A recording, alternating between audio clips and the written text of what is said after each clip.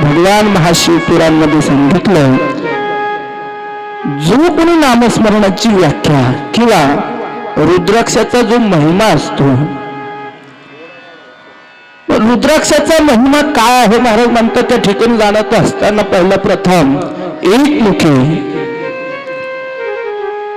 दोनमुखी, तीनमुखी आणि पंचतत्वाचा हा मुख मात्र त्या ठिकाणी पहिला प्रथम सांगत असताना गोड तत्व त्या ठिकाणी महाराज सांगतात की बाबूनो, एकमुखी रुद्राक्षने 14 मुखी रुद्राक्षाचा हा महिमा गोड सांगितलेला आहे. शिव महापुराणामध्ये रुद्राक्ष का धारावर धारण केल्यानंतर त्या ठिकाणी पवित्र आहे, धारण केलेलं आहे. गळ्यामध्ये एकतरी रुद्राक्ष पाहिजे आणि रुद्राक्षाने गळ्यामध्ये खूपच महत्व जाणलेलं आहे. गळ्यामध्ये असणारा जो रुद्राक्ष आहे ना, गळ्यामध्ये रुद्राक्ष धारण केलं पाहिजे. जगाच्या मालकांना भगवान परमात्मा रुद्राक्ष यथी कर्म हा यथी कर्म जाणीत असताना रुद्राक्ष गळ्यामध्ये धारण केलेलं आहे.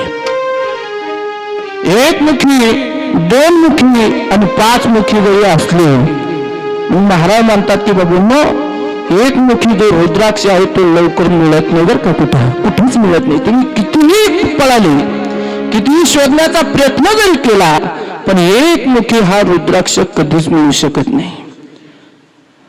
शिवस्वरूप भगवान परमात्मा भोले बाबा भगवान शंकराचं शिवस्वरूप आहे.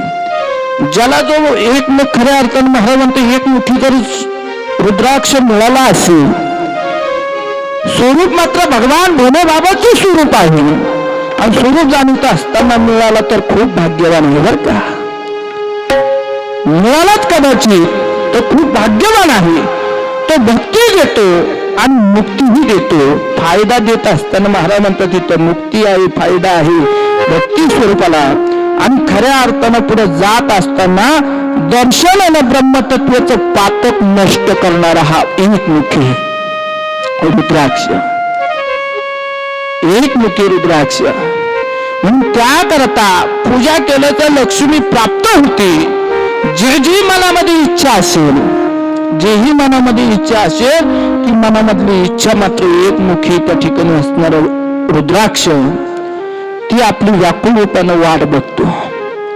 एवढंच नव्हे, जी इच्छा असेल ती पूर्ण तत्वाला नेणारी रुद्राक्ष तत्व हा जाणते. मग एकमुखी रुद्राक्ष सर्वात श्रेष्ठ रुद्राक्ष आहे.